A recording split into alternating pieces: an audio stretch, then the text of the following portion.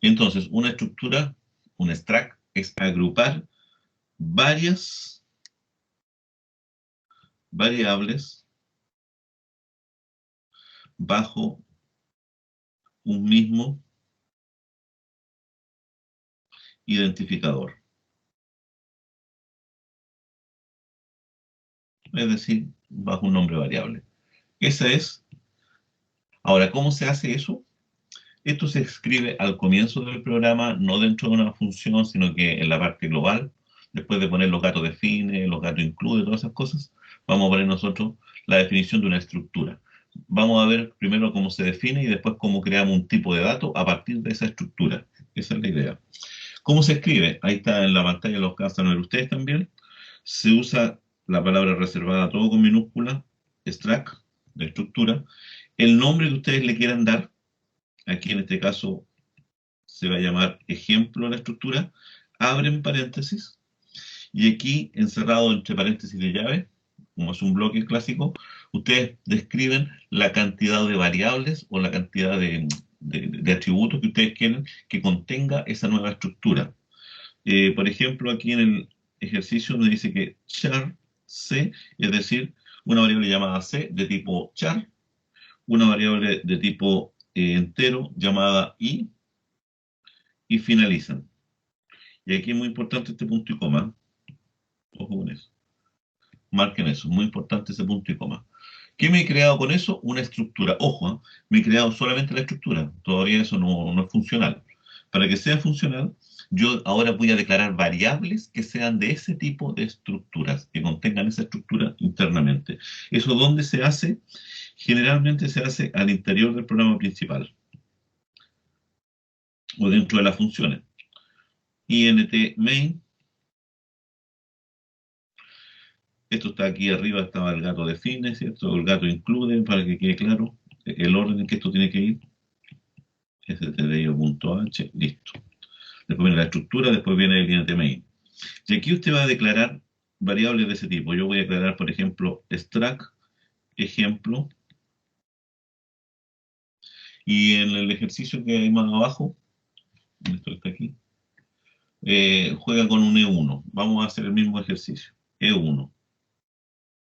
¿Qué es lo que he declarado con eso? Con esta sintaxis. Lo que he declarado yo es una, voy a anotarlo aquí en verde, ¿esto qué significa? Se declaró una variable llamada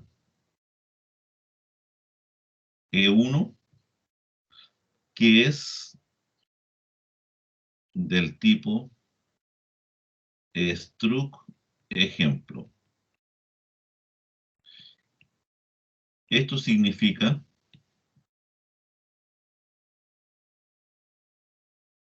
que E1 contiene dos variables que son C e I. Eso es lo que estoy acá. Se declaró una variable llamada E1 que es del tipo struct ejemplo. Ejemplo. Esto significa que E1 contiene dos variables que son C y E. Por lo tanto, en realidad, cuando yo haga referencia a E1, voy a estar haciendo referencia a una C, puedo hacer referencia, o una I. Cuando quiero hacer referencia a la C, yo voy a decir la sintaxis E1.C si es que la variable E1 no es puntero. Y E1.I si es que la variable, vuelvo a repetir, E1 no es puntero. Eso lo dejamos aquí de lado cuando E1 no es un puntero. Porque ¿qué ocurriría si declaramos la variable E1 de tipo puntero? Voy a escribirlo aquí en rojo. Supongamos que yo hubiese dicho ahora struct ejemplo, le vamos a poner la variable asterisco P. ¿Qué me estoy creando con eso? Una variable llamada P, que es de tipo puntero, pero que almacena cosas de tipo stack ejemplo. Recuerden que esa es la forma que hemos trabajado con los punteros. Acá los punteros les van a salir hasta en la sopa, por si acaso. Entonces, cuando estoy en presencia de esta, voy a estar en la misma situación. Voy a tener 2, un C y un I, pero para referirme al valor C, yo lo voy a hacer con la sintaxis P flecha C, P flecha I. ¿Cuál es la diferencia? Que P es puntero. Esa es la idea. Por eso ustedes van a encontrar notaciones como esta o notaciones como esta. Cuando aparece eso, indica que la variable E no es un puntero, es una variable normal como esta que está acá. Ahora, cuando usted defina la dirección, un puntero, entonces va a tener que referirse a cada uno de los componentes de esa estructura con la sintaxis flecha. Así le llamamos, per flecha, por si acaso. Ya eso es a modo de ejemplo, eso no está en el documentito aquí, pero es como lo vamos a necesitar nosotros manipular. Y dicho ahora desde el punto de vista de la memoria, recuerden que siempre nosotros como informáticos tenemos que tener claro qué es lo que estamos desarrollando con eso, qué es lo que estamos desarrollando. Vamos a explicar primero lo que está en azul, después vamos a dejar de lado un poco el puntero. Y esto lo vamos a dejar por mientras aquí pendiente hasta que no manejemos bien el tema de la estructura. En azul, ¿qué pasa en la memoria? En la memoria, voy a poner una cosa como esa. Cuando usted dice stack ejemplo 1, E1, lo que indica es que tranquilamente lo único que va a hacer usted es que va a pedir o va a solicitar un espacio físico, o sea, una variable que apunte a un espacio físico. Pero ese espacio físico aún no lo he creado. Ese es el problema, ese espacio físico aún no se ha creado. Y yo necesitaba crearlo. Ya. Dicho de otra manera, cuando vayamos a los punteros ya, lo vamos a volver a repasar todo esto. Esta cosa hay que ir jugando a entender lo que estamos haciendo. Significa que E1 es esto que está aquí, y en su interior va a tener el C y va a tener el I. Por lo tanto, todo esto es E1. Eso es cuando lo vemos de esta forma. Ahora, ¿qué pasa si yo declaro un arreglo de este tipo? ¿Qué pasa si a mí se le ocurrió a alguien decir extract ejemplo A10? A10 hace referencia, voy a borrar esto por si acaso, para que me quede claro ahí. A10, esto, hace referencia a un arreglo, ¿cierto? Eso es lo que declaro con un arreglo. Un arreglo de cuántas posiciones? De 10 posiciones que se comienzan a numerar en la 0 y así siguen hasta llegar a la posición 9, que esa es la décima. Eso es lo que he creado. Pero, ¿qué cosa voy a poder meter aquí adentro? Esa es la gracia. Lo que voy a poder meter aquí adentro me lo da el tipo de datos. Cuando es un INT, entonces lo que van aquí son enteros. Cuando es un float, lo que van aquí son reales. Cuando es un char, lo que van aquí son letras. Y en este caso, lo que va a ir dentro de cada una de estas casillas va a ser de tipo stack ejemplo. Por lo tanto, en rigor, este de aquí va a contener un C y también va a contener un I. Este va a contener un C y este va a contener un I. Este va a contener el C y este va a contener el I y así sucesivamente. Por lo tanto, si yo quiero hacer referencia a uno de ellos, lo tendré que hacer de la sintaxis que ustedes conocen, A sub 0, punto C o A sub 0, punto I. Con esto estoy haciendo referencia a la parte de mi nodo que corresponde a C y que corresponde a I. A cada una de ellas. Este de acá sería A sub 1.c, este sería A sub 2.c, obviamente me pasa lo mismo con el IA. Esa es la forma. Ahora, eso es el famoso stack. Podemos jugar acá varios ejemplos, lo vamos a ver ahora en vivo y en directo. Los ejemplos ya están en el GitHub, así que para que avancemos un poco más nomás.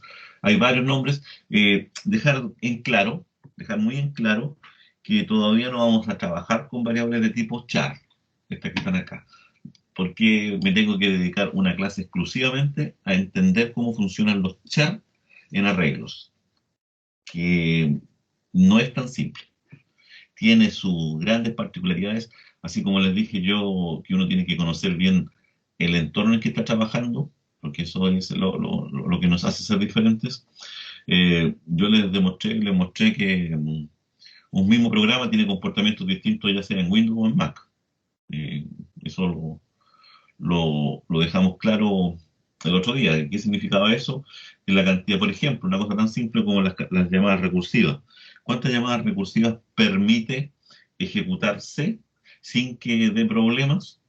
En Windows eran 43.000. Después había que hacer algunos trucos para poder cambiar y ejecutar más. En cambio, en Linux, eh, las cantidades de llamadas recursivas eran como 260.000. Acuérdense que teníamos ese programa que se llamaba molestar.c, que lo único que hacía era generaba puras llamadas recursivas hasta que se cayese el programa. Esa era la idea. Y ahí teníamos que un mismo programa tenía comportamientos distintos para instrucciones idénticas.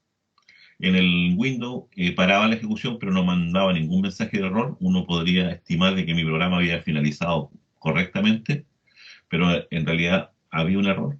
En el mundo Mac me tiraba un error, un segmentation fault, es decir, una falla o una violación de segmento. Es decir, algo había pasado en mi memoria, por lo menos ahí yo llegaba a las 260.000 llamadas recursivas y sabía que había un error. No sé si les dije que probé también en otra arquitectura esto. No sé si... oh, ¿qué pasó?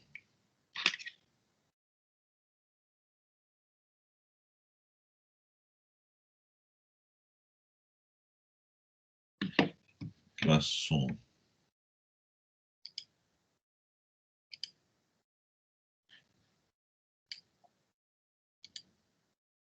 ¿Me están escuchando todavía o no? Parece que hubo un pequeño problema. Sí, profe, sí se escucha. Ya.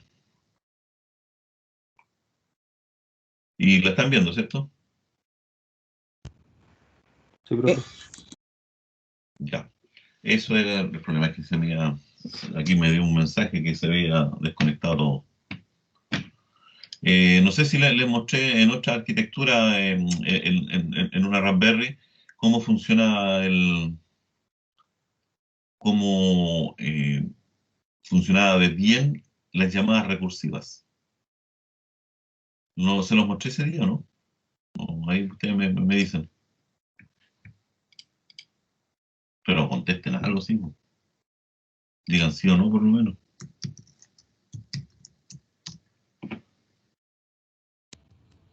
Sí, profe. ¿Lo vimos? ¿O no lo vimos? Pues lo vimos en varias máquinas que usted probó. Pero no probamos en la Raspberry, ¿no? Probamos en el Mac, en el iMac, en el MacBook y en el Windows. Pero no sé si con ustedes probé en la Raspberry. No sé si probamos en este ambiente. ¿Se acuerdan de eso, no?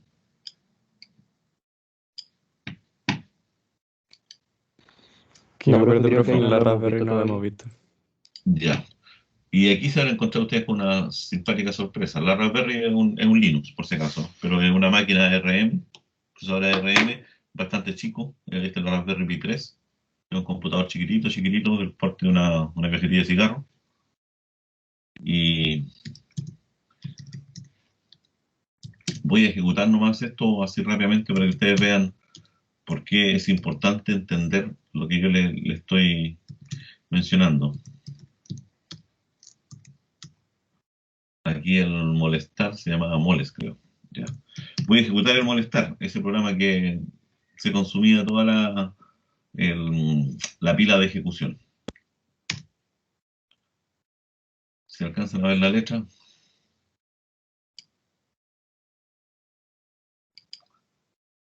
voy a cambiar un poco.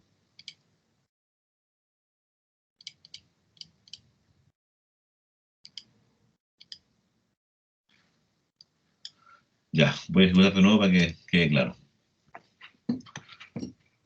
Fíjense la cantidad de llamadas recursivas que está haciendo ese mismo programa, que en Windows llegaba hasta los 43.000, en Mac llegaba hasta los 260.000, y aquí en la Raspberry Pi, que es un derivado de Debian, llega violación de segmento hasta el 1.047.000 llamadas recursivas.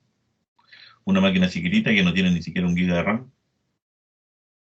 que es pequeñísima, pero que tiene un mejor rendimiento. También provee cómo estaban los tiempos de ejecución. Ya, y en el tiempo de ejecución sí que es mucho más lento.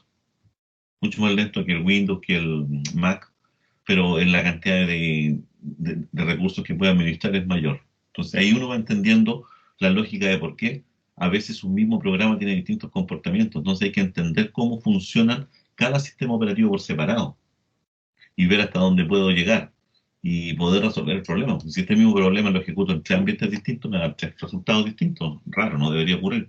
El programa es el mismo. Ya, por eso es bueno entender estas cosas.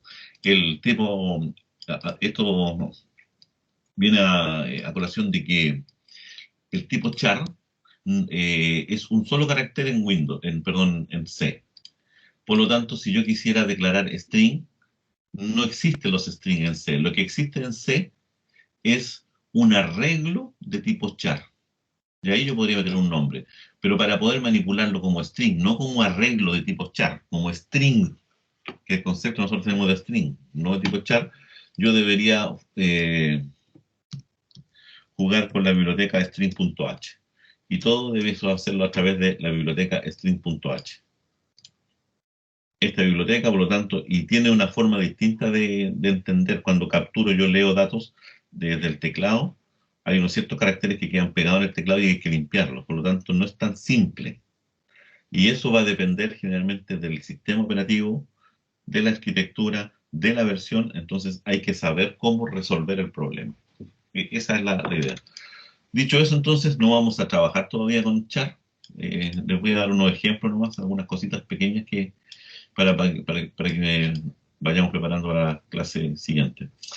Ya, esto es cómo utilizar las estructuras. Esto ustedes lo estudian, pero uno nunca lo hace así porque uno generalmente la estructura no crea una estructura para ponerle 2 datos, ¿no? Yo lo que creo de repente son estructuras para leer desde el teclado y yo construir mi estructura para leer datos desde un archivo de millones de datos y transformarlo en un arreglo, perdón, en un arreglo de estructuras. Entonces, voy a probar esto ahora. Eso lo vamos a probar aquí en Visual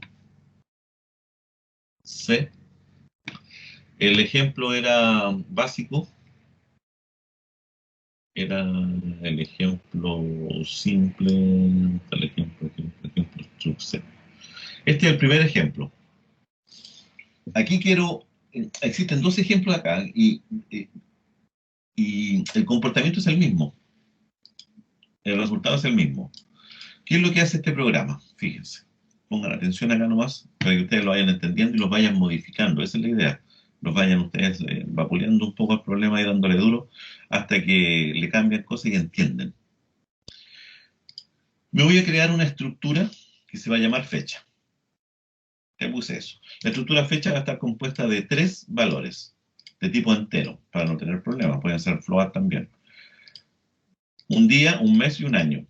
Esa es una fecha. Toda fecha está compuesta de eso, día, mes, año. Voy a declarar una variable, ojo, no, perdón, una variable, una función que se va a llamar definir hoy, es decir, que le dé valores al día de hoy, los valores del día de hoy a esa estructura, nada más, una cosa bastante simple. No recibe ningún valor, pero sí devuelve una variable de tipo struct fecha. Esa es la idea. Devuelve una variable de tipo struct fecha. Interesante. Esa es la declaración de la función, ¿no? Voy a construir mi programa. En el main me construyo ahora una variable aquí estoy indicando que la función va a devolver un struct fecha.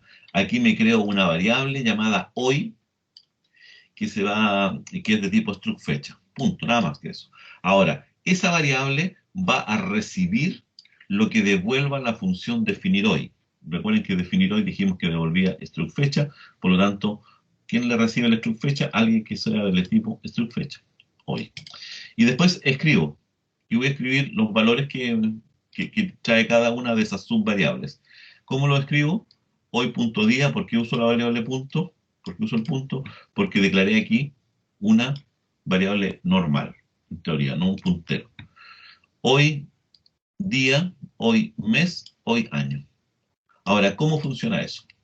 La función definir hoy se crea internamente una estructura llamada h, que es de tipo fecha. En h.día asigna un 8, en h.mes, ahora vamos a asignar el 9, para que sea el día de hoy.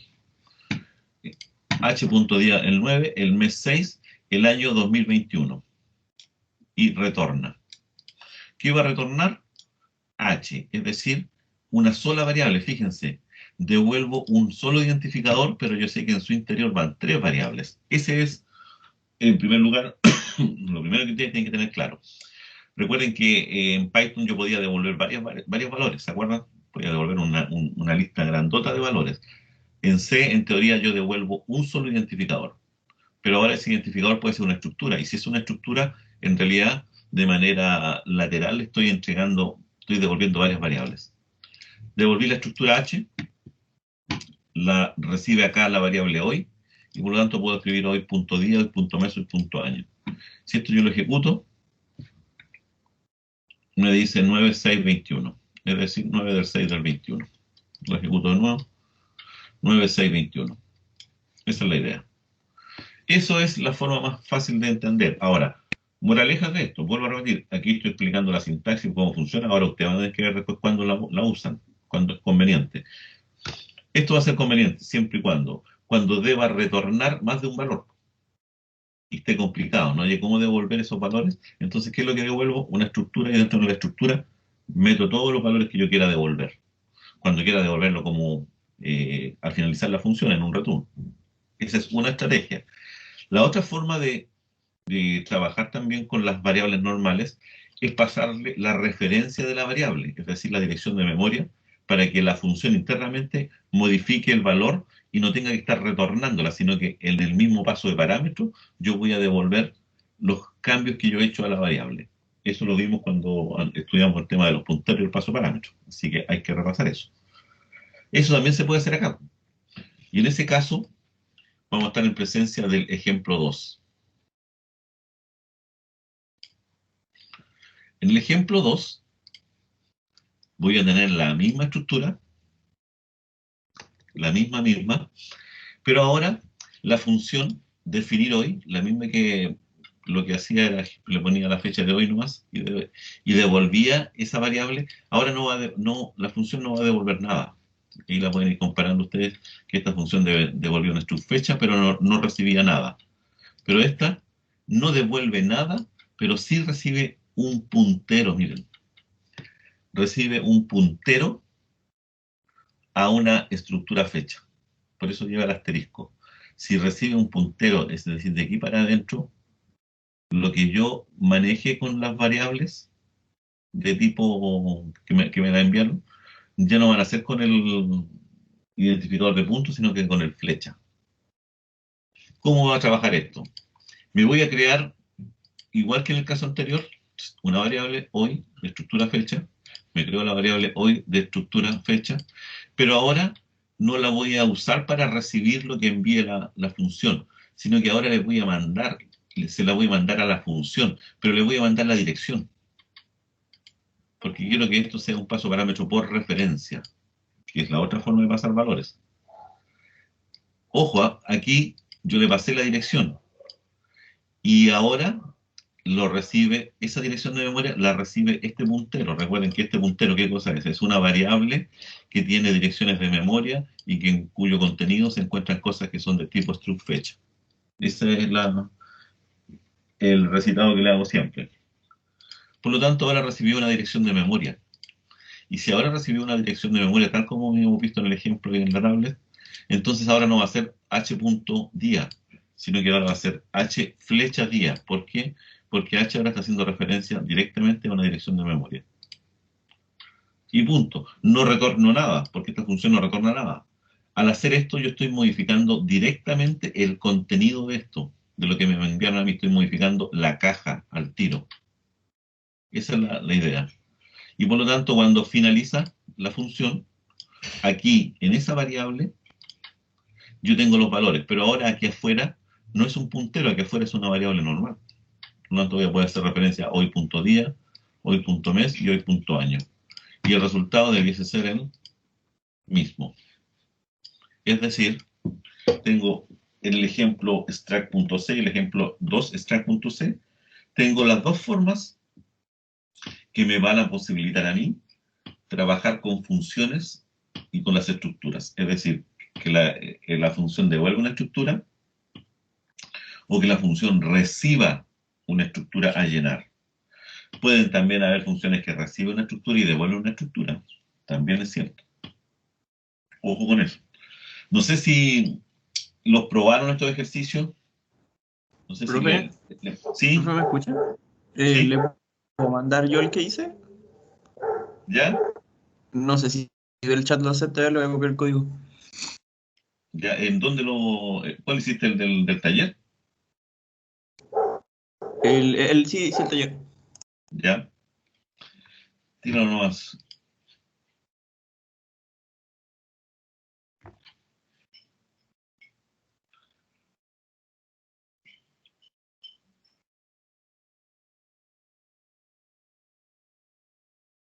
¿Trabajaste con string? Con char, pero les pongo porcentaje ese. Sí, sí. ¿Cómo lo puedo copiar este?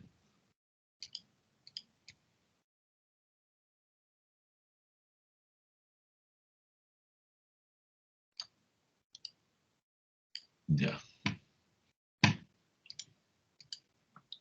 Ah.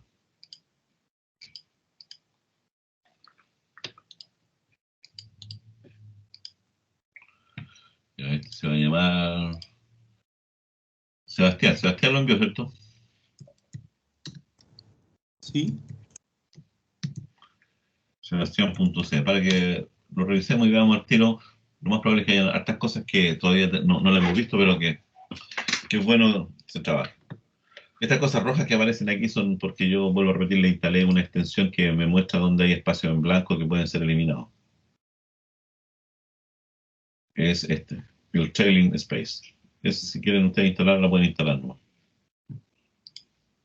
Y eso significa que se puede borrar un espacio, ¿ven? Nada más que eso, para bonito. Ya. Extract programación, a mí me gusta siempre usar, por convencional, no es que esté malo lo que hiciste tú, pero me gusta poner el paréntesis ahí arriba para que quede un poco más ordenadito esto. Es una de las dos convenciones que hay. Si los paréntesis van aquí abajo o van arriba. Yo siempre me he adscrito a la convención de poner los paréntesis acá. Es para evitar tener una línea de llapa en el código.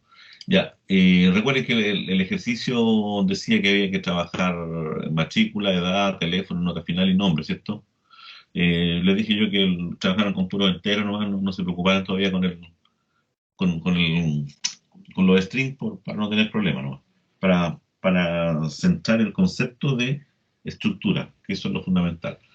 Y aquí definimos la estructura llamada alumno programación. Tiene estos componentes, tiene el char. Aquí hay una función que se llama definir alumno, extract alumno programación, declara un puntero alu y un puntero al n. Un puntero alu, que es de tipo extract, y un puntero n, una variable de referencia de tipo entero. ¿Ya? Me parece bien. El n es igual al id, y el id está declarado acá, 0. El total es 2. Esto que la programación salón, es decir, que es un salón donde va a poner 2 estudiantes, me parece bien. Aquí, a esto es lo que refería yo, que me gusta ponerlo ahí, ¿eh? Que lo estoy haciendo así, así tengo menos líneas nomás de código. En printf, definir alumno, le pasa la dirección de el primer salón y la dirección de n. Y n era el id. Ya. Después de eso, resumen de alumnos, matrícula, nombre, salón, ya, y aquí lo muestra todo. Y aquí están las funciones.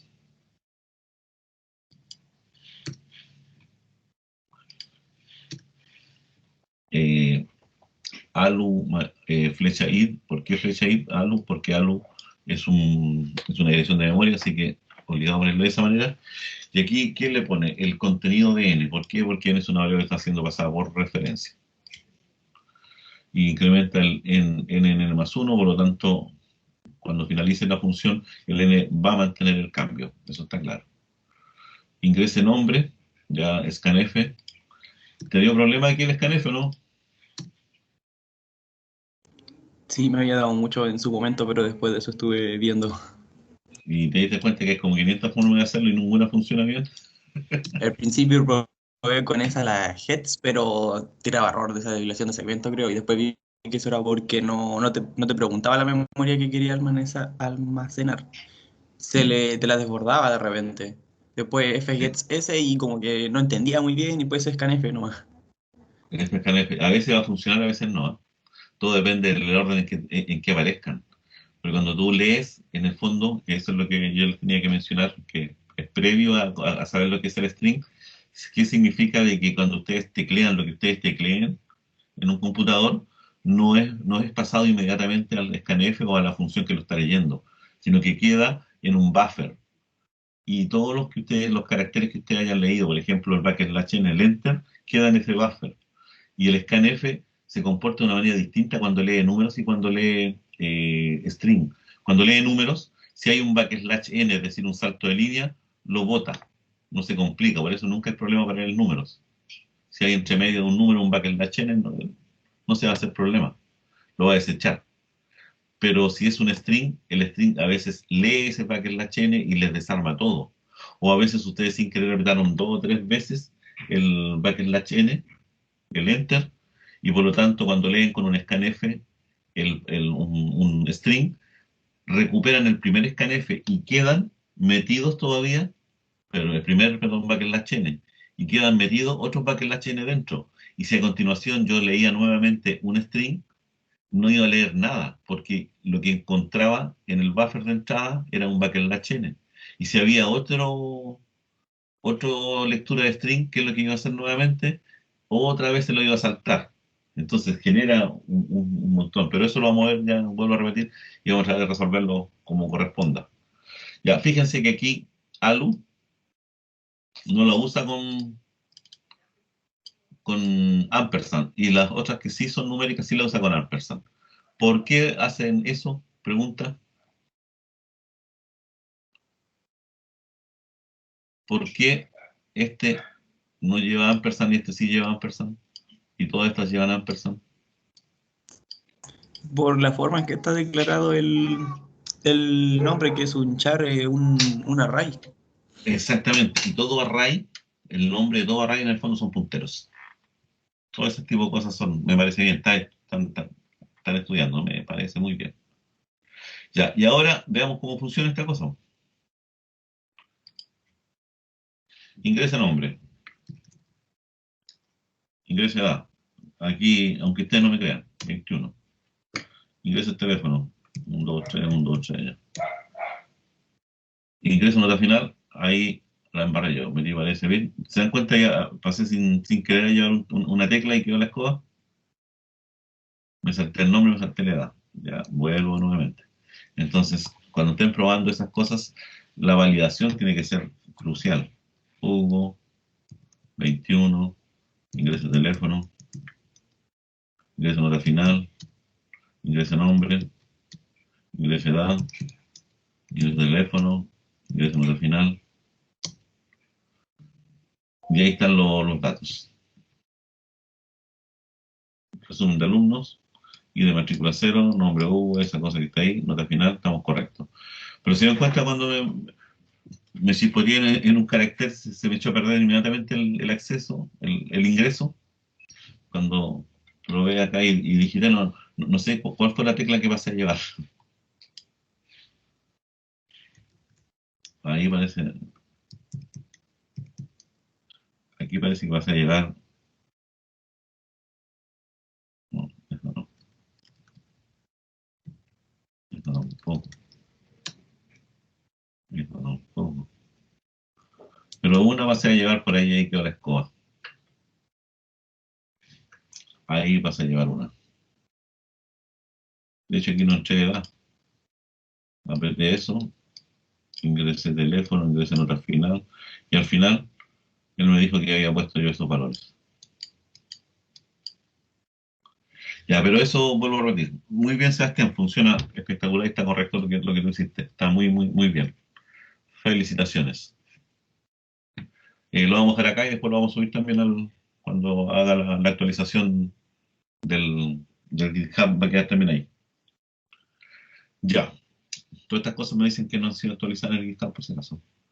Ya, eso es el concepto de estructura.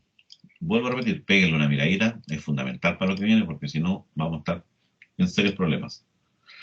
Ya, pero después hay una cosa adicional que uno puede mejorar, que es el famoso typedef. ¿Qué es lo que hace el typedef? El typedef es una definición de tipos de datos. ¿Por qué? Porque la estructura que yo creo puede formar parte ahora de un tipo de dato. Y aquí, como Sebastián pone, la estructura se llama alumno programación. Y había que estar poniendo siempre extract alumno programación, extract alumno programación, extract alumno programación. ¿Se dan cuenta? Extract alumno programación. Pero yo podría definir un tipo de dato llamado alumno programación y no tener que estar incorporando siempre la palabra extract. Siempre la palabra struct. Struct por eso, struct arriba y es latoso y ensucia un poco el código. No lo deja tan clarito. Eso lo resolvemos con el typedef. El typedef define una estructura, definen ustedes los atributos o los campos o las variables que va a contener, pero ahora a diferencia, el nombre de la estructura, ese nombre que habíamos puesto en delante aquí, entre medio, ahora va al final. Cuando hago eso, entonces yo ahora voy a declarar variables de ese tipo ahora, sin necesidad de usar la palabra extract. Ejemplo, A10 nomás, tal cual. Eso es la idea. De hecho, eso debería estar escrito aquí en el extract 3. Y el extract 4, ¿cuál es?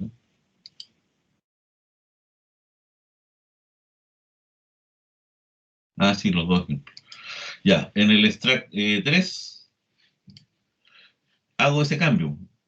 Este es el mismo que el struct solo, que este que está acá, con la única diferencia que ahora no voy a usar extract fechas, extract, sino que lo que voy a usar ahora es un typedef.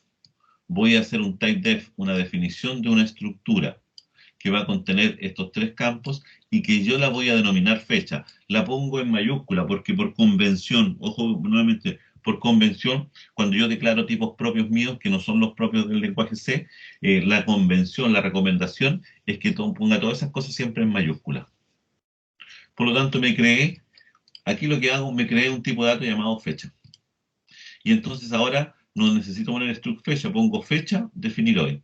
Es decir, la función definir hoy va a devolver un tipo de dato llamado fecha. Me creo una variable, escribiendo la palabra fecha. Fecha hoy, no tengo que poner extract fecha. Y así sucesivamente, ¿ven? Fecha, fecha. Y este programa ahora, si lo ejecuto, funciona idéntico. Vuelvo a repetir, aquí tengo que ponerle el 9. Ahí tenemos todo la misma historia. Con esto me ayuda a mí a darle un poco más de claridad a mi programación. ¿Se dan cuenta? A mi programación. De hecho, podríamos tomar el de Sebastián y en vez de alumno programación, ¿cierto? Definamos el tipo de dato alumno, porque nos va a servir para programación y para un montón más. El tipo alumno debería ser de esa forma. Y aquí ahora ya no pongo eso, sino que ahora pongo alumno. Se le achicó la línea al tiro. Aquí ya no pongo eso, sino que pongo alumno, alumno, alumno. ¿Y dónde más debería estar? Aquí, alumno. Y en ninguna parte más creo, ¿no? Ah, aquí se me olvidó la palabra mágica. TypeDef. TypeDef. Ahora sí la reconocen. Y de esa forma me creo mi tipo de dato. Ingrese nombre, ingrese edad, ingrese ese, ingrese esto, ingrese otro nombre, ingrese edad, ingrese eso. Y ahí estamos. Funciona igual. ¿Les queda claro más o menos cuál es el concepto del TypeDef?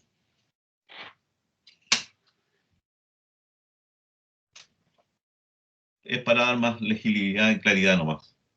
Ahí están los ejercicios. El 4 hace lo mismo, TypeDef fecha, pero era el que devolvía la variable. Si lo probamos nuevamente, ya. Eso es el concepto de estructura.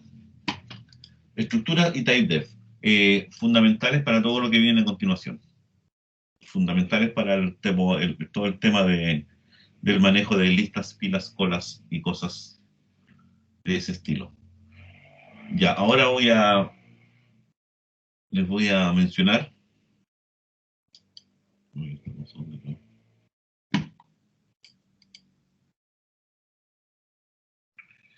Ahora voy a ir al concepto de listas, que es el concepto que yo quiero que ustedes se manejen. Voy a ir ahora, este documento ya lo terminan ustedes de seguir, pero era más que nada eso. De hecho, en el 7087. Acá en el GitHub también está el taller. Está el taller resuelto también con algunos elementos. Ahí está el mismo. Definimos un n igual 3, definí el TypeDef de estudiante, ¿cierto? Lo que vimos alum, hacemos eso y escribimos eso que está acá. Aquí lo hice directamente sobre no, sin usar funciones, por si acaso. Ese es el taller 1. Este era el original, este era el más antiguo. Y hay varios más talleres de extract que ustedes pueden ir probando, ir revisando todo el material que se ha ido dejando. Este es el taller extract. Este lo hice de una manera mucho más simple que la que hizo Sebastián, porque para la mayoría al comienzo no usé funciones, me pareció muy bien lo que hizo Sebastián de que usara funciones. Este no tenía ningún tipo de funciones. Yo leía primero variables, y lo hago así como con pera y manzana. Primero leo y después cada una de esas cosas las asigno a la estructura. Estamos de acuerdo que esto es pega extra y por eso después hicimos la versión del taller que no era esa, sino que era esta. Después esa versión fue mejorada y ya leí directamente ahí el dato sin necesidad de ir a ningún a asignaciones raras. ¿Ya? Ahí tienen varios ejemplos, ejercicios. Ahora vamos a irnos, yo les dejé aquí listas enlazadas en C, y después uno que dice listas pila y cola. Bueno, aquí está contenido todo lo que hemos visto, lo que está en lista enlazada también está acá, así que basta con tener este documento nomás, que es el que vamos a trabajar ahora. Esto sí que hay que ponerle atención al concepto de lista. ¿Qué es una lista? Es una estructura de datos secuencial. ¿Qué significa que sea secuencial? Que yo para alcanzar algún elemento tengo que repasar todos los anteriores previamente. Eso es secuencial. Voy repasando cada uno de ellos. Hay unas listas denominadas densas y unas listas denominadas enlazadas. Las listas densas son los arreglos. En un arreglo, cuando uno declara un arreglo, ¿cierto? Cuando uno declara un arreglo, uno declara una cantidad limitada de variables. Esto es un arreglo. 0, 1, 2, 3, 4, 5. Y si este arreglo se llamaba A, entonces yo hago referencia del 0 al 6. Esto fue creado de 6 posiciones. Eso es un arreglo. Por lo tanto, es densa. ¿Por qué significa que sea densa? Es la propia estructura determina cuál es el siguiente elemento. O sea, yo tengo claro acá mirando esto, yo sé que el que viene detrás mío es el que viene en la lista. En esta lista o en este arreglo. Esa es la idea. ¿Qué problema tenemos con los arreglos? Primero que nada, los arreglos son estructuras estáticas. ¿Qué significa que sean estáticas?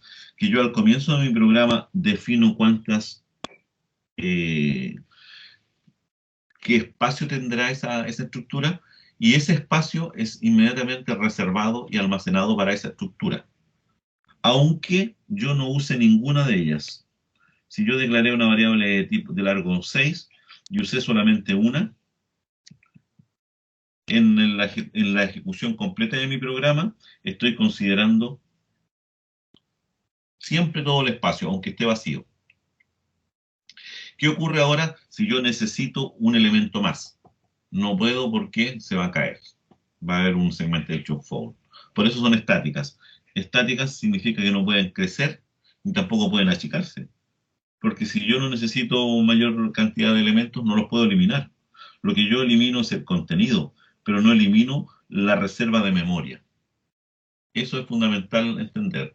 Esos son los problemas que tenemos con los arreglos. Por eso cuando uno declaraba en C, supongamos que yo declaro ahí en un programa en C un arreglo que tenga 1.000.000 de elementos, al momento de encontrarse con esa línea, el compilador va y reserva inmediatamente 1.000.000 de espacio disponible para contener la lista. Ojo, si ese millón si m era de tipo entero, entonces no es que esté reservando 1.000.000 de caracteres, está reservando mínimo 4 millones, porque cada número entero se guarda en 4 bytes. Por lo tanto, estaría reservando 4 millones de bytes. Fácilmente. ¿Y qué pasa ahora si yo solamente ocupo uno? Bueno, en toda la ejecución yo tuve mi memoria ocupada con 4 millones de bytes y estaba usando un solo byte. Poco eficiente. La eficiencia ahí la anduvimos dejando de lado. ¿Qué pasa con los float? Peor todavía. Es más grande todavía. Ya, ese es el problema que tenemos con los arreglos. Para resolver un poco este problema, está el concepto de lista enlazada, que aquí cambiamos un poco, mezclamos varios conceptos. En la lista enlazada, lo que hay no es una estructura secuencial. Ah, una cosa que me olvidaba decir de los arreglos, es que cuando usted define esto, cuando hace eso, el sistema o el sistema operativo, el sistema buscará 4 millones de bytes disponibles, pero que estén en forma consecutiva.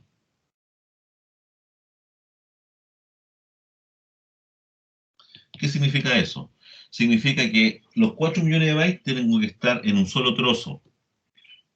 No pueden estar eh, eh, desparramados por cualquier lugar de la memoria. Tienen que estar uno tras otro, de manera contigua. Eso es el otro gran problema que tienen los arreglos.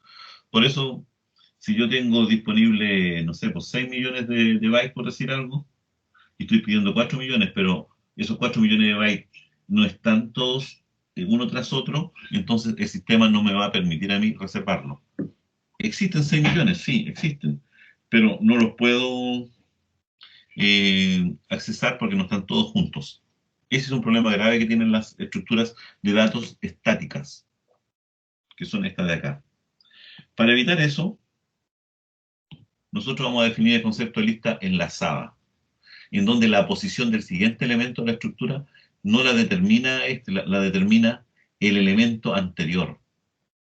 Es decir, ¿dónde se encuentra esto en la memoria? No viene a continuación después de él. No, este se encuentra en algún lugar de la memoria, pero el único que sabe cómo llegar a él es mi dato anterior. Por eso se llaman listas enlazadas. Voy enlazando. Generalmente uno las dibuja así.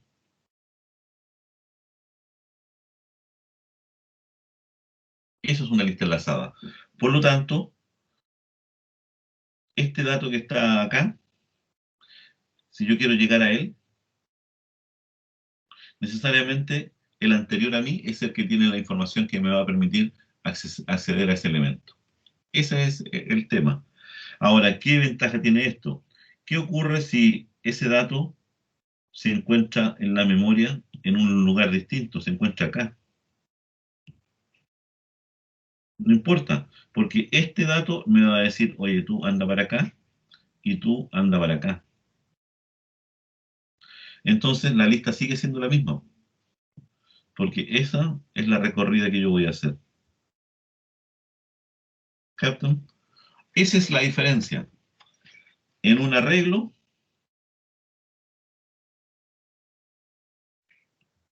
vamos a suponer un arreglo M de 4, por decir algo, yo voy a tener 4 posiciones. Vamos a suponer que tenemos no sé, pues el 100, el 200, el 300 y el 400. Eso es, este está en la posición 0, la posición 1, la posición 2, la posición 3. En memoria están, si por aquí yo dibujara la memoria, y aquí tengo la memoria completa del sistema, por aquí va a estar el 100, por aquí va a estar el 200, por aquí va a estar el 300 y el 400 va a estar por ahí. Van a estar todos de manera contigua, almacenados. Y todos estos, para el sistema, corresponden a M. Eso es en un arreglo. ¿Qué pasa ahora en una lista enlazada? En una lista enlazada,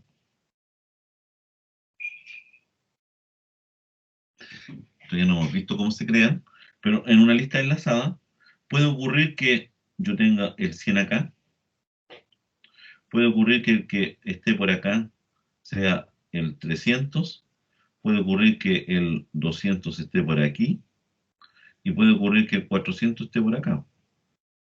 Pero ustedes me dirán, no están en el mismo orden. No, pero lo que pasa es que este le va a indicar que tienen que irse para acá. Este le va a indicar que tienen que irse a ese. Y este le va a indicar que tienen que ir acá. Entonces, ahora, si yo recorro 100, 200, 300, 400, en la memoria van a estar acá. ¿Cómo va a estar esto? 100, recorro el 200, me voy al 300 y después me voy al 400. Pero la diferencia está, es que en la memoria real, la memoria física, a lo mejor el 300 está por acá, el 200 por ahí, el 100 por acá, y a lo mejor pegadito está el 400. No sé, están en orden totalmente distinto, da lo mismo. Lo que está claro es que este sabe dónde llegar a este sabe dónde llegar a este, y este sabe que tiene que llegar a ese. Entonces, Ese es el concepto de lista enlazada. Por eso se llama enlazada, porque hay enlaces. Estos se llaman enlaces. Y esos enlaces no son más ni menos que direcciones de memoria, porque esta cosa ocupa una dirección de memoria. Por lo tanto, estos enlaces son punteros. Y aquí es donde se junta todo lo que hemos visto anteriormente. Ahí tenemos todo el tema. Eso es una lista enlazada por si acaso. Y obviamente que para llegar al 400 tengo que pasar por todos los anteriores, porque el único que sabe cómo llegar al 400, el único que sabe cómo llegar a él, es el 300. Pero ¿quién sabe llegar al 300? Es el 200. Pero ¿quién sabe llegar al 200? Es el 100. Y de aquí parto. A eso es que son listas secuenciales, son listas que no puedo yo llegar y pensar que están unas detrás de otras. ¿Qué ventaja tiene eso? Que si estoy en un arreglo y dije que tenía 4 posiciones y necesito una más, mi programa se acabó. Tengo que ir y nuevamente...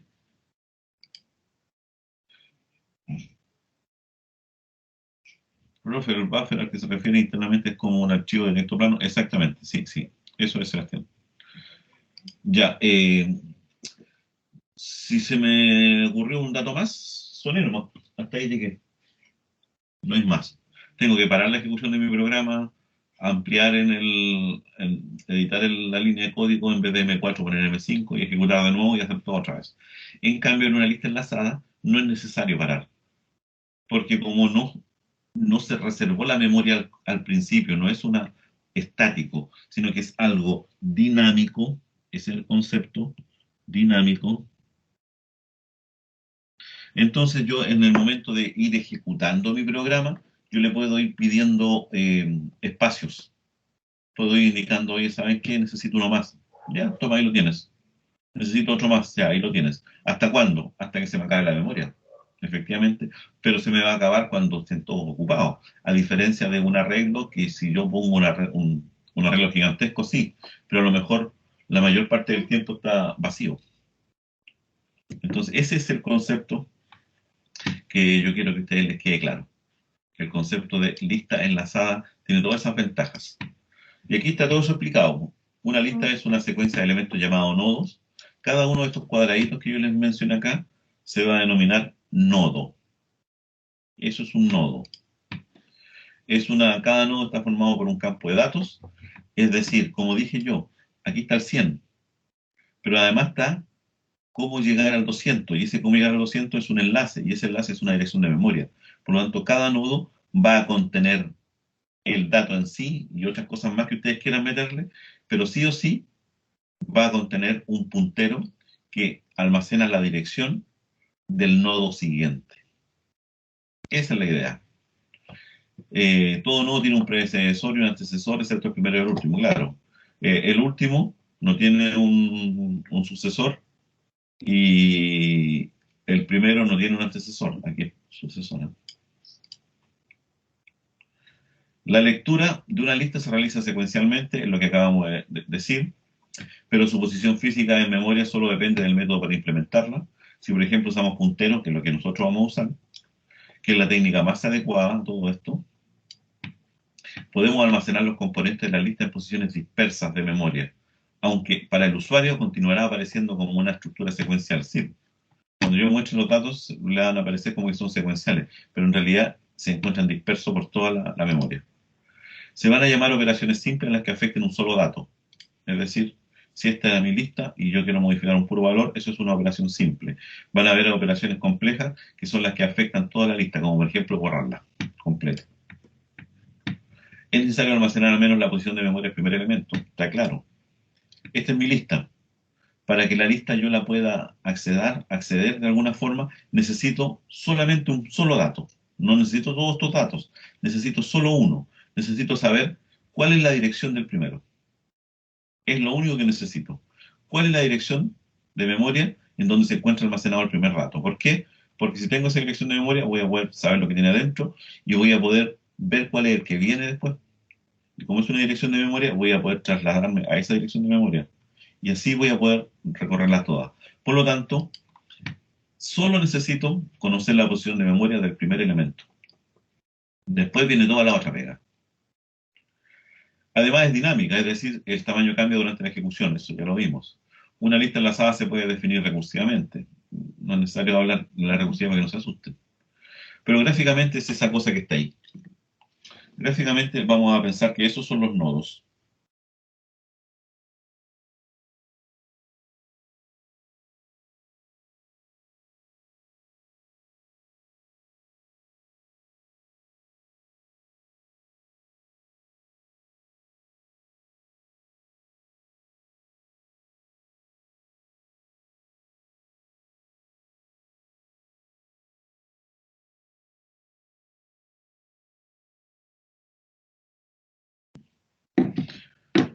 Ya. Entonces tenemos, esa es la estructura. Cada una de estas cajitas nosotros la vamos a llamar nodos. Y por lo tanto, cada nodo va a tener mínimo dos partes, mínimo, puede tener muchas más, pero va a tener mínimo dos partes. Una parte que es donde voy a poner la información que yo quiero registrar en este nodo o en estas listas, y la información de la dirección en donde se encuentra el siguiente elemento. Eso es lo que es un nodo para nosotros. Vuelvo a repetir, eso es un nodo. Entonces, el nodo lo vamos a dibujar tranquilamente siempre como un cuadradito que va a contener dos partes. Una parte que va a ser la información relativa a lo que yo ando buscando y una dirección. Eso es un nodo. Esto es un nodo. Y además este nodo también tiene una dirección. Este nodo también tiene una dirección. Y esta dirección apunta a qué cosa? Al nodo siguiente que viene en mi lista. Esa es la dirección. Cuando hablamos de esto, estamos hablando de que ese dato apunta a esta dirección. Por eso se dibuja de esa forma. No es que haya una flecha ahí que lo amarra, sino que el enlace es a través de la dirección. Y por lo tanto aquí va a haber nuevamente un info y aquí va a haber también una dirección. Ahora, ¿qué ocurre si después de mí no viene ninguno más? Entonces, eso es lo que nosotros denominamos un nulo, es decir, una dirección nula. Dirección nula, vacía, que generalmente se dibuja así. Cuando encuentren eso, significa que ese es el fin o la tierra de mi lista. Entonces mi lista va a estar conformada siempre por seguir estos enlaces, seguir hasta que no haya más, hasta que esa dirección sea igual a nulo. Ojo con eso. Voy a ir leyendo hasta que la dirección sea igual a nula. Esa es la idea, cada una de estas cosas. Ahora, la lista puede cambiar de tamaño, sí, le puedo agregar datos. Son flexibles, todo lo que ustedes quieran. ¿Cómo se implementan ahora con punteros? Que es lo que yo necesito crear con ustedes. ¿Cómo se van a implementar? Primero, se implementará una lista vacía con la constante nula, es decir, una lista vacía. ¿Qué significa una lista vacía? Una lista que no tiene ningún nodo válido, está vacío. ¿Cómo se va a crear eso? Se va a crear usando una extract lista, que ya hemos visto. Después vamos a mejorar esto. Por lo tanto, vamos a crear una estructura lista. Igual como hemos mencionado antes, una estructura lista. Esa estructura lista, en realidad debería haber sido nodo, pero va a tener un entero que aquí se llama clave, que es un dato, un número, lo que ustedes quieran. Y fíjense la sintaxis que viene. Extract, lista, asterisco siguiente.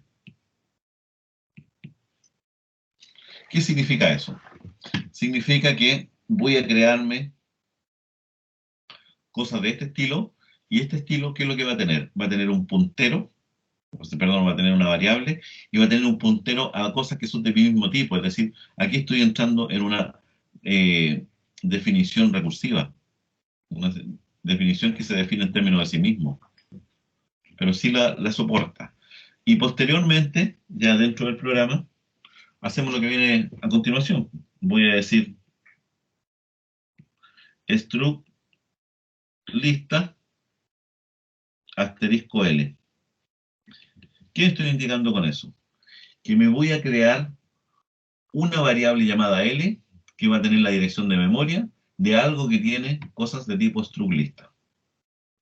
Y además, esa dirección de memoria quiero que inicialmente esté contenida o que contenga el nulo. Es decir, me creé una lista vacía. En el fondo, ¿qué es lo único que me creé? La L, que no apunta, no tiene ningún dato todavía. Está vacía. Eso es. Pero no basta con eso. Y aquí es donde viene la otra parte. Aquí es donde viene el stdlib y el malloc, que vamos a entender ahora. Ahora, la asignación dinámica de memoria es una característica de C. Le permite al usuario crear tipo de datos y estructura de cualquier tamaño de acuerdo a las necesidades que tenga. Para eso existe una función que se llama función malloc. La función malloc sirve para solicitar un bloque de memoria, es decir, una cantidad de bytes limitada, suministrado como parámetro. Devuelve un puntero, ojo, una dirección de memoria a la zona de memoria concedida. Es decir, esta cosa que aparece aquí, esto que dice void, vamos a escribir en verde mejor.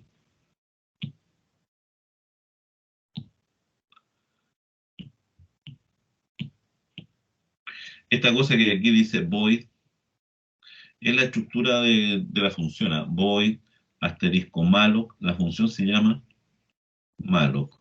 ¿Y qué cosa va a recibir como parámetro? Un número de bytes. Un número de bytes. Ojo, la función es malloc. Por lo tanto, si yo digo malloc 100, lo que él hace es que va a ir y va a pescar en memoria, va a buscar donde hay 100 bytes juntos, y eso lo va a marcar como una zona, como una zona reservada. Y lo que va a devolver es la dirección de comienzo de esa zona. Eso es lo que hace el malo. Por lo tanto, una vez que yo he creado cosas acá, necesito sí saber, decirle, oye, ¿cuánta memoria tenéis que reservarme para un nodo? Ojo, reserva para un nodo. ¿Cuánta memoria deberías reservar para un nodo? Para eso, junto al malo, el problema es saber cuántos voy a necesitar, ¿cierto? ¿Cuántos datos voy a necesitar? ¿Cuántos bytes? Y eso se usa conociendo, nosotros ya hemos hablado del size-of. También vamos a tener la versión, función inversa del malo, que en el fondo es, con malo reservamos y con free liberamos. Esa es la idea. Es decir, cuando usted ya no necesite esa zona de memoria, la puede liberar para agilizar un poco al sistema. Esa es la idea. El PTR apunta a una zona de memoria indebida, los efectos pueden ser desastrosos, eso está claro. Igual que si se libera dos veces la misma zona. Voy a mostrar aquí un poco el ejemplo nomás, pero voy a eh, explicarle acá antes. Ya, supongamos cómo va a funcionar en teoría el malo. Eso es lo que yo quiero que esté acá. Supongamos que aquí yo digo un struct lista, un puntero CAP. Estamos de acuerdo, por decir algo, eso lo vamos a ver después en el ejemplo. Pero ahora yo creé la variable, es decir, con eso yo me creé un P, pero no sé qué cosa tiene. Existe P, pero no sé. Ahora yo quiero crear un nodo y que el nodo sea apuntado por esta variable, es decir, voy a pedir un trozo de memoria que debe tener una determinada cantidad de bytes y que se la voy a asignar esa memoria donde comienza ese trozo, va a quedar almacenado en la variable P. ¿Cómo se hace eso? Digo, en P, que es una variable de tipo puntero, voy a dejar lo siguiente. Esta es la única instrucción que hay que conocer un poco más nomás.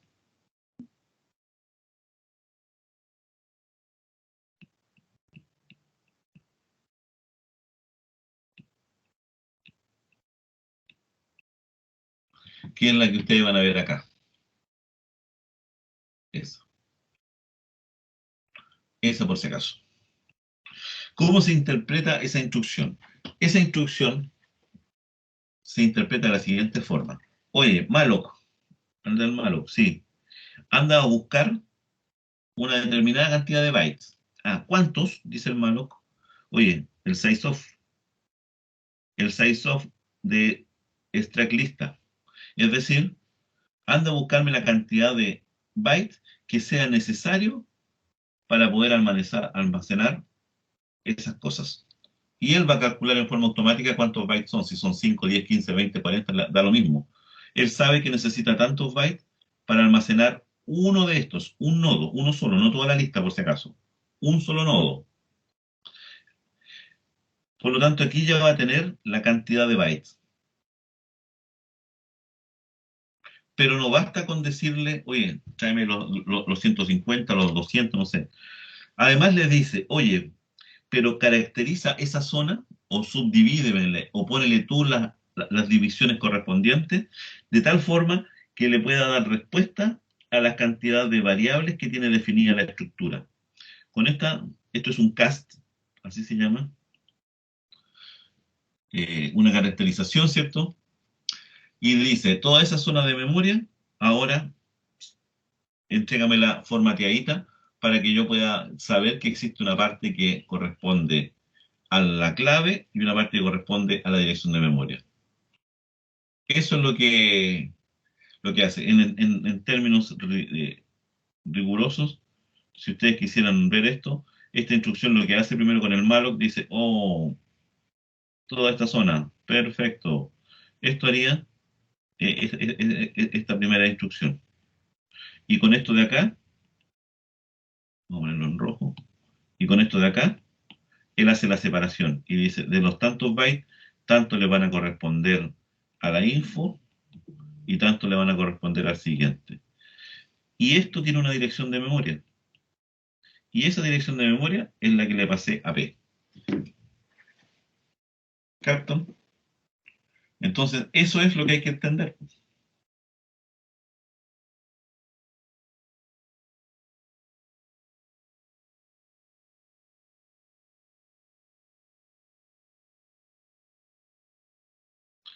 Eso es lo que hay que entender. ¿Se dan cuenta?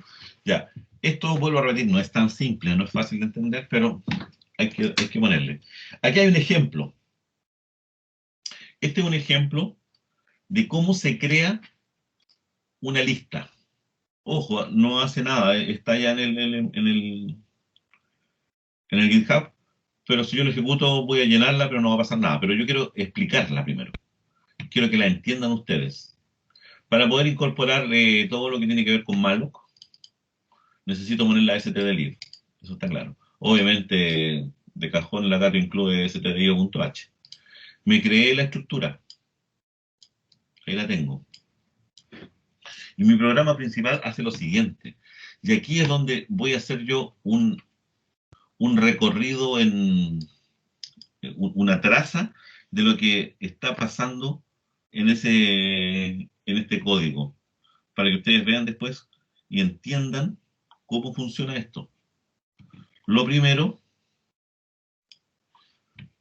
vamos a ponerlo aquí al ladito, ¿cierto?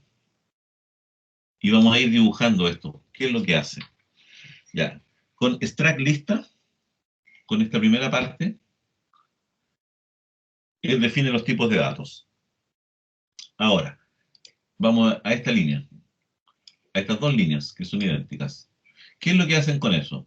Lo único que hace con eso, el sistema, el programa, es decir, oye, una variable llamada L, que es de tipo puntero, eso lo tengo que saber, y van a tener también una llamada P, que las dos son de tipo lista. Struct lista, perfecto. Después dice, oye, una variable I. Esta la vamos a dejar por acá no, para anotar. Una variable I. Pero asígnale el null. El null es el vacío, es decir, indicar que esa dirección no tiene nada, porque debería ser una dirección de memoria. Así me aseguro yo, así como cuando usamos una variable numérica entera para sumar y le ponemos 0, acá le ponemos null, porque el null es la dirección que no es nada. No es una dirección cualquiera que pillo dando vueltas en memoria. Entonces, ¿qué es lo que hace con esto? Ah, dice, oye, pero entonces ahora está apuntando a null, a la nada. Perfecto. Pero el P, en ese momento, tiene una dirección de memoria cualquiera, la que usted quiera, está lo mismo. Aquí creo la lista vacía. Voy a entrar a un for. Este for está controlado por el i va a partir en 4 y va a llegar hasta el 1. Eso es lo que hace. Por i igual 4, i mayor o igual a 1, mayor o igual, por eso llega hasta 1, y en cada iteración va a decrementar. Por lo tanto, 4, 3, 2, 1. Ahora vamos a construir la lista. Hace esta instrucción que ya le había mencionado. ¿Qué es lo que hace esto? En el fondo, con esa instrucción, yo me creo en alguna parte de la memoria un nodo. Aquí va a haber un nodo. Perfecto. Lo primero que pide es un nodo. Después dice, oye, pero caracterízamelo de tal forma. Y eso es lo que hace. Y ese nodo ahora está apuntado por P. Es decir, P va aquí ahora. P tiene ese nodo. Ojo, tiene un nodo. Nada más, la lista es esta. La lista está vacía, ese es un nodo. Pero ahora dice P fecha clave igual I. P fecha clave es porque está haciendo referencia a esta parte. Y ahí va a dejar el valor de I, es decir, va a dejar un 4. Y en P flecha siguiente, es decir, en este punto, va a dejar lo que tiene L. Ojo con eso, lo que tiene L. ¿Y L qué tiene? El nulo. Por lo tanto, acá, en rigor, yo voy a dejar ahora el nulo. L todavía lo tiene. A esta altura el partido todavía lo tiene. Acá. Pero ahora hace la asignación. La dirección de memoria que está almacenada en P también pásasela a L. Por lo tanto, ¿eso qué significa? Significa que ahora L ya no tiene null, sino que L ahora, en realidad, L ahora está apuntando acá también. Mi lista ahora tiene un puro dato, que es el 4 y se acabó. Ojo, L es la lista. Se termina una iteración, vamos al 3. Va a reservar más memoria. ¿De dónde? No sé, pues en alguna parte del disco le va a decir, oye, ya, vamos a ponerlo en un lado distinto. Uno por acá, por aquí. Vamos a suponer que esta es la memoria. Resérvame esa zona ahora. Perfecto, la reservo. Pero además recuerda que tienes que caracterizarla. Perfecto, la caracterizo. Pero además esa dirección me la tienes que dar a mí, a P. Perfecto, por lo tanto P tiene eso ahora y P desaparece de acá. Porque P ahora está apuntando a esa variable. Ah, y ahora hacemos la siguiente lista. Un P clave, es decir, aquí vamos a meter el valor que tiene I, 3. Y acá, en la dirección, vamos a meter la dirección que tiene L. Pero L, ¿qué dirección tiene? L tiene la dirección que está apuntando al nodo que tiene el 4. Es decir, en rigor, lo que estoy haciendo yo es esto. Ah, ahí estoy apuntando. Pero además, el L sigue todavía apuntando al 4. Pero ahora se lo cambio. Ahora le digo, oye, la dirección que tiene P, dásela al L. Ah, pero ¿qué dirección tiene P? La que está apuntando al número 3. Por lo tanto, ahora, ahí tenemos la lista. Y ahora viene nuevamente, y ya no es 3, ahora es 2. Genera un nuevo nodo en cualquier parte de la memoria. De hecho, lo vamos a poner en una parte distinta, para que vean ustedes que los nodos pueden aparecer en cualquier lado. Vamos a ponerlo por ahí. De repente se me van a chipotear las líneas, pero no importa. Ahí está el nodo creado con el struct list asterisco malloc. Eso ahora está apuntado por P. Por lo tanto, P ya no está apuntando sino que se quedó siendo apuntado por L, la lista. Ahora voy a almacenar aquí adentro el valor 2. Y aquí adentro voy a poner la dirección que está haciendo, o la dirección que apunta el nodo L. eso que está acá. L, ¿a quién apunta? L apunta a esta dirección. Por lo tanto, aquí debería poner yo eso. Entonces, de aquí me voy tranquilamente a ese. Apunto a ese nodo. Y con esto cambio nuevamente el L. Ahora, el L no está apuntando al 3, sino que va a quedar apuntando al nodo 2. ¿Por qué? Porque esa es la dirección que tiene P. Entonces, ¿qué es lo que hace ahora? Borramos este. Y el L se va para acá. De hecho, podría estar jugando ahí con el L, copiándolo para que no... Vamos a poner aquí el L, para que quede claro, para que no haya tanta línea. Y ahora, vamos a la otra iteración, que es la última. Vamos al 1. Va a pedir nuevamente un dato acá. Va a pedir otro. Lo va a caracterizar. Este es P. Y en su interior va a quedar un 1. Y aquí a lo que está apuntando L. Es decir, aquí, apuntamos para acá ahora. Y ahora el L ya no va a estar apuntando a este, sino que el L va a quedar apuntando acá. Y se acabó porque ahora el I vale 0 y se sale de este ciclo. Ahí tengo mi lista. Si ustedes se dan cuenta, la fui construyendo. Da lo mismo el L y el P, ambos están apuntando a la lista, pero aquí la lista es L. Yo podría ahora eliminar P, no sé. ¿Y la lista en cómo va? La lista parte acá, en esa dirección, la dirección que tiene L, que es la dirección del último nodo, de este nodo. Y ahí puedo accesar ese elemento y de ahí me voy a este. Acceso a ese elemento y ahí me voy a esa dirección, que es esta que está acá. Hay acceso a ese y me voy a esa dirección. Acceso a ese y ya no hay nada más que seguir. Esa es el recorrido que hace este programa. Vuelvo a repetir, hay que revisar este videito después cuando lo suba porque esta es la clave de las listas. Si no entendemos eso, estamos mal. Mejor no lo digo como decía el negro Piñera. Ya. Ese ejercicio es el taller, ¿dónde está lista 1? Lista 1 creo que era, sí. Ahí está. Es el mismo ejercicio. Si esto yo lo ejecuto, no hace nada. ¿Por qué? Porque no tengo nada que mostrar. Solamente lo hice. Yo sé que lo hizo. La pregunta que viene de fondo ahora. ¿Cómo recorro una lista? ¿Cómo recorro la lista? Vamos a mezclar un poco acá. Vamos a copiar ese código, porque ya se supone que la lista fue creada. Se supone que la lista ya fue creada. Después vamos a poner todo esto en función por si acaso, ¿no?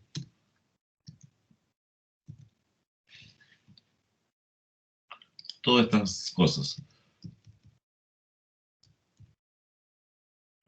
Voy a mostrar acá un poco lo que hace este ejercicio nomás, que no tiene mucha ciencia.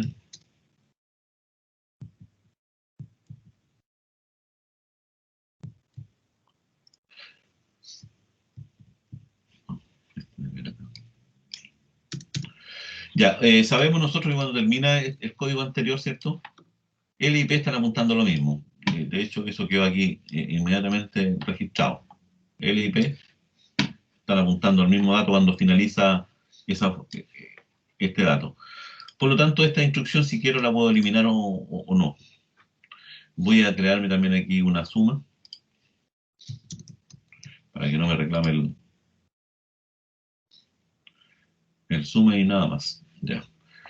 Voy a ir sumando. Lo único que voy a hacer es que voy a sumar los elementos. Es decir, para el caso anterior, voy a ir sumando el 1 más 2 más 3 más 4. Y eso daría 1 más 2, 3. 3 más 3, 6. 6 más 4, 10. Es decir, sumo 10. Es por hacer algo, ¿eh? Nada más. Es por hacer algo, pero No es que siempre haya que sumar, sino que aquí lo que quiero que quede reflejado es cómo recorro una lista, porque yo no sé cuántos elementos tiene la lista. Yo sé que puedo recorrerlos todos, sí, pero no sé, aquí son 4. O sea, yo, claro, aquí sé que son 4 porque yo dije que eran 4. Pero sí me dicen, oye, ahí tenéis la lista. Y no me dijeron que eran 4. Entonces, ¿hasta dónde llego? Y entonces, está claro, vamos a ir sumando. Voy a hacer un ciclo, miren. Igual que cuando recorremos con i igual i más 1, pero aquí no existe el i igual i más 1. Aquí existe el p flecha siguiente, asignado a p, miren. Primero que nada, nunca puedo perder el comienzo de la lista. El comienzo de la lista es L. Me voy a asegurar que L se la voy a pasar a P. P es una variable intermedia, de paso. Mientras P sea distinto de nulo, ¿qué voy a hacer yo? Voy a ir y voy a mostrar el valor que tiene la clave. Inicialmente era 1. Voy a sumarle, sumar 0, 0 más 1, 1. Y este es el truco. P igual P flecha siguiente. ¿Por qué? Porque si nos vamos al dibujito, este sería el clave, este sería el siguiente. Esta es una dirección. Entonces ahora yo a la variable P le voy a asignar esta dirección. Y entonces esa dirección es esta. Ese es el truco. Este es el truco. Y por eso pregunta primero si P es distinto de nulo. ¿Por qué? Porque si P es distinto de nulo significa que hay un nodo válido.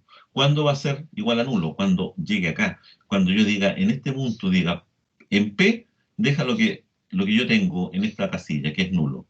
Y va a ir al ciclo y va a preguntar, ¿es distinto a nulo? No, y se sale. Por lo tanto, aquí va a estar preguntando inicialmente, oye, el primer nodo, el que tenía el 1, sí, lo escribe, lo suma, y va al siguiente. El siguiente nodo es el que contiene el número 2, que es una dirección de memoria válida, no es nulo. El siguiente es 3, es el otro 4, y cuando llega al 4, aquí le va a asignar el P siguiente, en este momento, cuando estoy en este dato, ese P siguiente es nulo. Entonces, nulo se lo va a asignar a la variable P, y va a ir acá arriba. P es distinto a nulo, no, porque es igual y se sale. Esto si lo ejecuto yo, ahí está, 1, 2, 3, 4, y no mostré ni siquiera el valor en que soy Gil. Vamos a mostrar el valor final.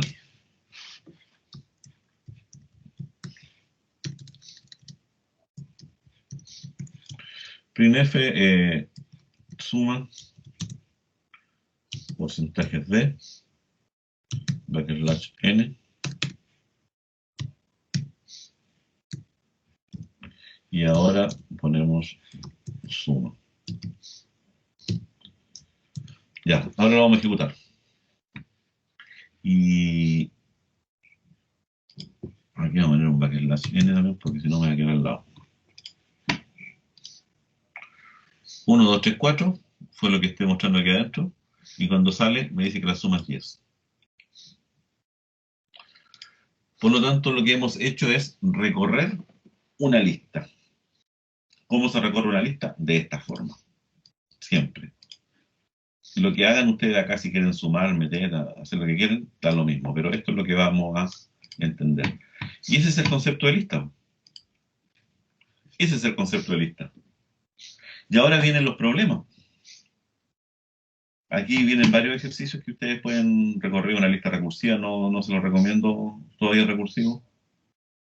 Vienen varios problemas con listas. Como por ejemplo, hacer todo esto en función. Primero que nada,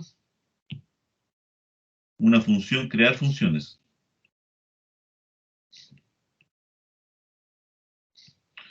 A, una función que crear una lista,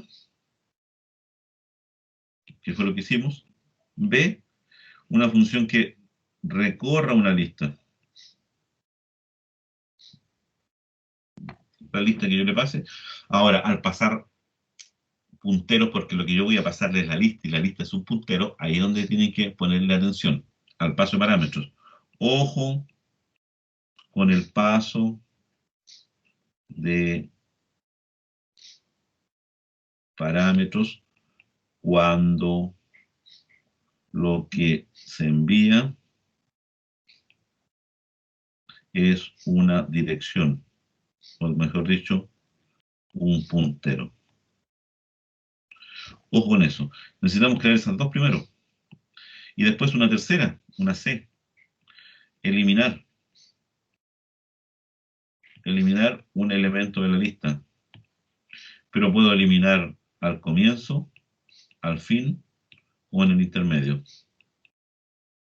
Son cosas distintas. Eliminar acá no significa ponerle un 0 acá en esta parte. ¿Eh? Eliminar no significa poner un 0. No significa esto.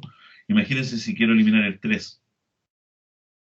Para eliminar el 3, en realidad lo que debería hacer yo es que este que está acá no apunte a él ya, pues, porque así lo perdería, sino que este tiene que apuntar a este. Pero, ¿cómo sé yo cuál es este? Me lo da este de acá. Entonces, si yo quiero eliminar un dato, necesito conocer por lo menos el que me apunta a mí y a quién apunto yo. Para poder decirle que este valor, asígneselo a este valor. Y ahí inmediatamente va a quedar. Ahora, este elemento va a quedar colgado. Es decir, nadie va a poder llegar a él. Y en ese caso nosotros usamos el concepto de free y lo eliminamos. Pero fíjense que no es lo mismo eliminar uno al medio que eliminar uno que está al principio o eliminar uno que está al final. Porque aquí la única forma de trabajar es jugando con los enlaces. Pasando un enlace para un lado, un enlace para otro. Esa es la única forma rigurosa de trabajar con esto. Así que pongan sus barbas en remojo. Después de esto, vamos a hacer la próxima clase varios ejercicios de listas. Los voy a traer preparados varios para que los estudien ustedes, lo analicen. Van a ir quedando también dentro del GitHub. Pongan la atención al GitHub durante la semana. Y después vamos a trabajar el concepto de una pila, un stack, que ya mencionamos un tema de stack. Y pila es una estructura de datos de acceso restrictivo a los elementos de una lista. Es decir, una pila es una lista con restricciones. Por lo tanto, no es tan difícil de entender y tiene mucha más simpleza. ¿Por qué? Porque solamente voy a poder hacer dos operaciones sobre la pila. Apilar y desapilar. Lo que se conoce como push y pop. Meter o sacar. Y estas operaciones actúan solamente sobre el tope de la pila, es decir, sobre un elemento que me tiene que identificar claramente cuál es el tope de la pila, es decir, el último elemento que va siendo almacenado, a eso le llamamos nosotros el tope. Eso es una estructura de la que se denomina de tipo LIFO, que es el último en entrar, el primero en salir, y se pueden implementar en listas enlazadas, como la vamos a implementar nosotros, y generalmente se definen 4 funciones. Inicializar la pila, apilar, que es push, desapilar, que es pop, y preguntar si la pila está vacía. 4 operaciones. Aquí hay algunos ejemplos de cómo trabajarlas, se pueden hacer de varias maneras. ¿Dónde se usa esto? En todo lo que es recursividad se usa pila. Un ejemplo clásico es escribir un programa que determine si los paréntesis de llave de un código fuente de un programa escrito en C están equilibrados, es decir, si me equivoqué en alguno de estos paréntesis de llave, se puede. Y el otro ejemplo, ahí está el ejercicio. Y el otro ejemplo es convertir expresiones postfija en infija. Eso se lo voy a explicar después yo más adelante. Y la otra estructura es una estructura llamada cola, que también es una pila con restricciones. El concepto básico es que todo el mundo sabe lo que hace una cola, porque todos hemos hecho cola en el banco, en el supermercado, en todas partes. Las colas se denominan el fair input, el fair output, el FIFO. Las otras son LIFO. El primero en entrar, el primero en salir. Esa es la idea de una cola. A diferencia con la pila, que es el último que entró, es el primero que sale. Aquí vamos a tener dos operaciones, encolar y desencolar. Y encolar se meten elementos al final de la cola, y los elementos que yo voy a ir sacando de la cola deben ser del comienzo. Acá no pueden haber operaciones, al igual que en la pila, en cosas intermedias, como en el caso de las listas sí se puede. Es una estructura de tipo FIFO.